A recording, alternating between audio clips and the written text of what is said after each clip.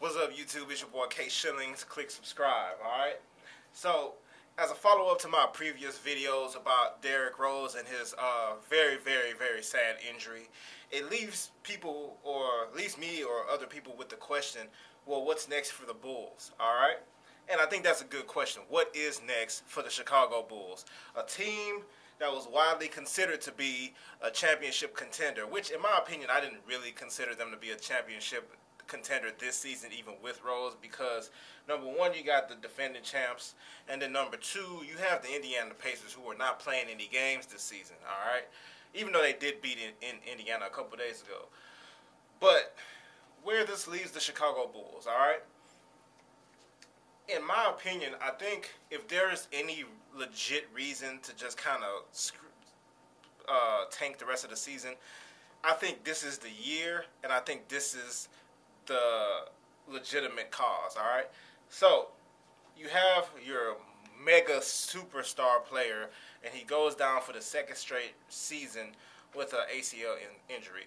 Keep in mind, you traded away some of your pieces, or you let some of your pieces walk when you knew Rose was coming back. So you let Nate Robinson go, and you let Bellinelli go. You know, some of your pieces that helped you, push towards the playoffs last season. All this is true. So what do you do now? I personally don't think the roster that the Bulls have right now was good enough, all right? I thought they needed to add some front court help for Joakim Noah. I don't believe in Boozer, but I think they needed to find a replacement for Boozer.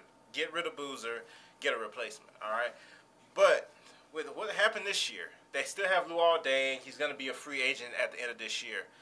I feel like they can shed some of these pieces and kind of, with the tragedy of Derrick Rose getting injured, they could build a team around him so when he comes back, he won't have to carry such a big load, and maybe he could stay healthy, all right? So, starting with the tanking, all right?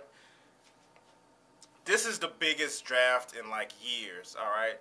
People were talking about it's better than, the Derrick Rose draft. Some people even going as far as to say 2003. I'll believe it when I see it, all right? I don't think any draft is bigger than 2003, and I think 96 is up there as well. But I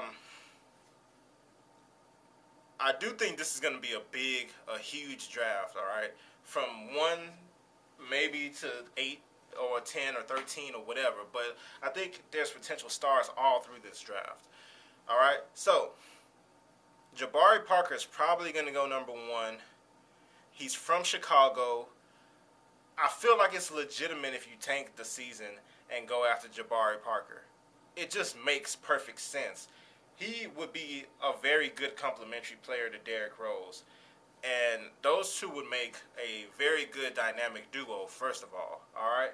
I mean, Jabari Parker will have to prove it in the NBA a little bit, but I have no doubts that he will be able to do that. Second thing, if you want to keep it all Chicago, what about Evan Turner? Evan Turner for the Philadelphia 76ers.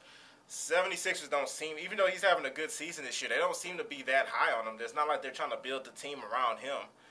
Even though him and Derrick Rose supposedly, have a weird past and don't love each other, don't like each other that much, who cares? It's basketball, right? You'll become friends if you're on the same side, right? So,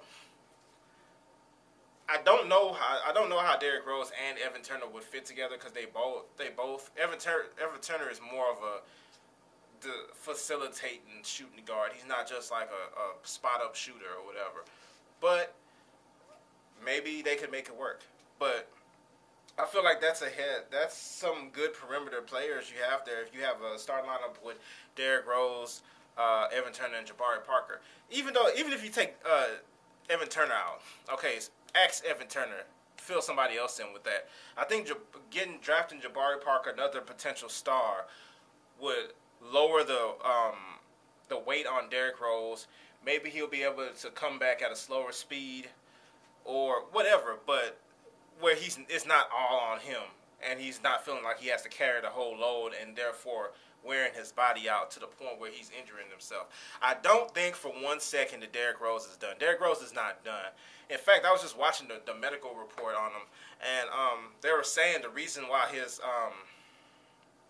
his recovery is going to take longer than expected is because instead of just clipping the meniscus or whatever, they decided to actually repair it. So it's actually better for his career long term. So as long as he can mentally come back from it, he's far from being done in the NBA. He's going to go back to being a superstar player. I think if they can tank this season, just let go of this season. I mean, there's something to be said about teams that tank year after year after year. But nobody looked at the Spurs when they tanked for Tim Duncan that year when I believe David Robinson was hurt. Nobody looked at them twice. They said how smart that organization is. All right, tanking under the right circumstances there's no shame in it. All right, the Bulls, this is your time to tank and draft Jabari Parker. All right, let me know what you think about this video. If you disagree with me, if you agree, subscribe. Obviously, comment below. Do what you do. All right, see you next time.